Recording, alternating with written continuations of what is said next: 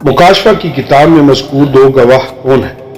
مکاشفہ 11 باب 3 سے 12 آیات ان دو لوگوں کی تفصیل پیش کرتی ہیں جو آخری مصیبت کے دوران خدا کے کام کو پورا کرنے میں مددگار ہوں گے۔ میں اپنے دو گواہوں کو اختیار دوں گا اور وہ ٹاٹ اوڑے ہوئے 1260 دن نبوت کریں گے۔ 3 آیت حالانکہ لوگ سالوں سے کیا سرائیاں کرتے آ رہے ہیں مگر بائبل ان دونوں گواہوں کی شناخت ان کے نام کے ساتھ کہیں پر بھی نہیں کرتی۔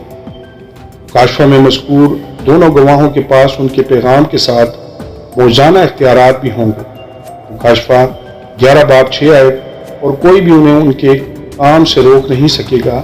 5 آیت اپنی خدمت کے اختتام پر جب وہ ان تمام باتوں کا اعلان کر چکے ہوں گے جن کا انہیں اعلان کرنا تھا، حیوان انہیں مار ڈالے گا اور شریر دنیا اور ان کی موت پر خوشی منائے گی اور ان کی لاشیں گلیوں میں پڑی رہیں گی۔ 7 سے 10 آیات تاہم 3.5 دن بعد خدا کے دونوں گواہوں کو زندہ کیا جائے گا اور ان کے دشمنوں کی آنکھوں کے سامنے وہ آسمان پر بلا لیے جائیں گے۔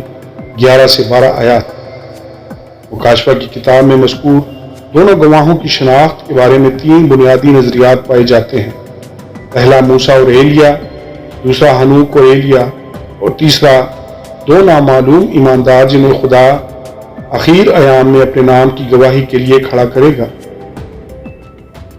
پہلا، جو مخصوص معجزات یوحنا کے بیان کے مطابق کے 2 گواہ کریں، ان کے سبب سے اکثر ان کی ممکنہ شناخت موسیٰ اور ایلیا کے طور پر کی جاتی ہے۔ گواہوں کے پاس پانی کو خون میں تبدیل کرنے کی قدرت ہوگی۔ مکاشفہ 11 باب 6 آیت جو موسیٰ کے ایک مشہور معجزے کی دہرائی معلوم ہوتی ہے۔ خروج 7 باب اور گواہوں کے پاس اپنے دشمنوں کو آگ سے تباہ کرنے کا اختیار ہوگا۔ مکاشفہ 11 باب 5 آیت جو ایلیا کی زندگی کے ایک واقعے سے مطابقت رکھتا ہے۔ دوسرا سلاطین 1 باب اس نظریے کو تقویت دینے والی ایک حقیقت یہ بھی ہے کہ دونوں موسیٰ اور ایلیا یسوع کی صورت تبدیل ہونے کے وقت پہاڑ پر ظاہر ہوئے تھے۔ متی 17 باب 3 سے 4 آیات مزید یہ کہ ملاکی 4 باب 5 آیت میں ایلیا کے آنے کی پیشن گوئیوں اور موسیٰ جیسے نبی کو برپا کرنے کے خدا کے وعدے استثنا 18 باب 15 سے 18 آیات کی بدولت یہودی روایت موسیٰ اور ایلیا کے واپس آنے کی منتظر ہے۔ یہودیوں کا خیال ہے کہ مندرجہ بالا حوالہ جات موسیٰ اور ایلیا کے آنے کا تقاضا کرتے ہیں۔ دوسرا، ہنوک اور ایلیا کے دنیا سے اٹھائے جانے سے متعلق غیر معمولی واقعات کے باعث ان دونوں کو مذکور 2 گواہوں کے امکانات کے طور پر بھی دیکھا جاتا ہے۔ جہاں تک ہم جانتے ہیں صرف ہنوک اور ایلیا ہی وہ 2 لوگ ہیں جنہیں خدا موت دیے بغیر براہ راست آسمان پر لے گیا ہے۔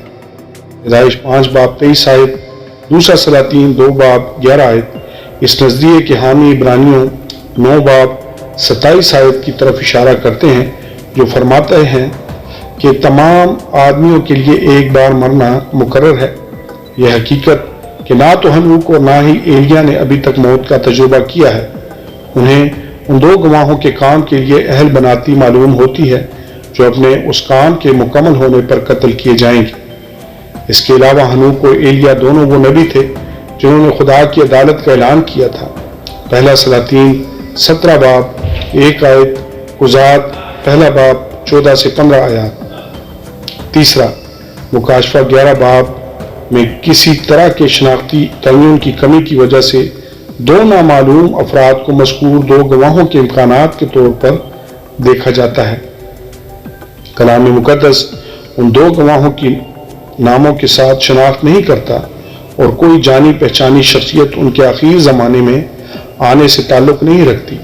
خدا مکمل طور پر اس قابل ہے کہ وہ 2 عام ایمانداروں کو لے اور انہیں وہی نشانات اور عجائب کرنے کے قابل بنائے جو موسیٰ اور ایلیا نے کیے تھے۔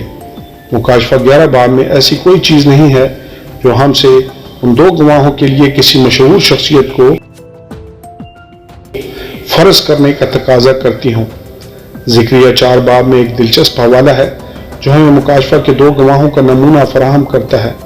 ذکریہ پر ایک رویا ظاہر ہوتی ہے جس میں وہ سونے کا ایک ٹھوس چراغدان دیکھتا ہے۔ سب سے اوپر تیل کا کٹورا ہے اور اس کے دائیں اور بائیں طرف زیتون کے درخت کھڑے ہیں۔ 3 سے 4 آیات۔ شمعدان انسانی دیکھ بھال کے بغیر اپنی روشنی دیتا ہے، جس کو درختوں سے کٹورے میں بہنے والے زیتون کے تیل کی مسلسل فراہمی حاصل ہے۔ زکریا کے لیے خدا کا پیغام یہ تھا کہ خدا کا کام ہیکل کی تعمیر نو نہ تو زور سے اور نہ توانائی سے بلکہ میری روح 6 آیت کے وسیلہ سے تکمیل پائے گی۔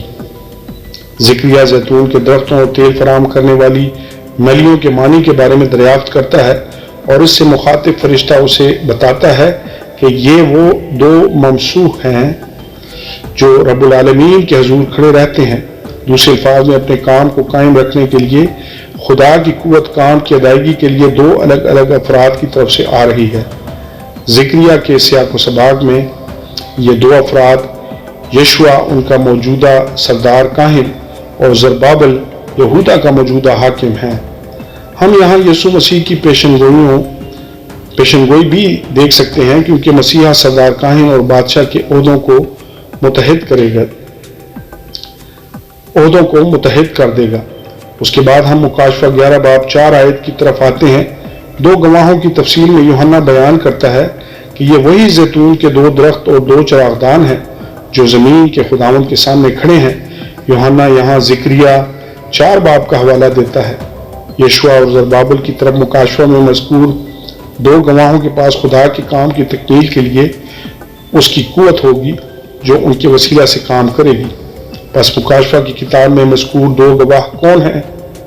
بائبل اس بارے میں کچھ نہیں بتاتی۔ اوپر پیش کیے گئے تینوں نظریات درست اور قابل فہم تشریحات ہیں جن کو مسیحی اختیار کر سکتے ہیں۔ 2 گواہوں کی شناخت کوئی ایسا مسئلہ نہیں ہے جس کے بارے میں مسیحیوں کو کٹرپن کا مظاہرہ کرنا چاہیے۔ 2 گواہوں کی شناخت کوئی ایسا مسئلہ نہیں ہے جس کے بارے میں مسیحیوں کو کٹرپن کا مظاہرہ کرنا چاہیے۔ آمین اور آمین۔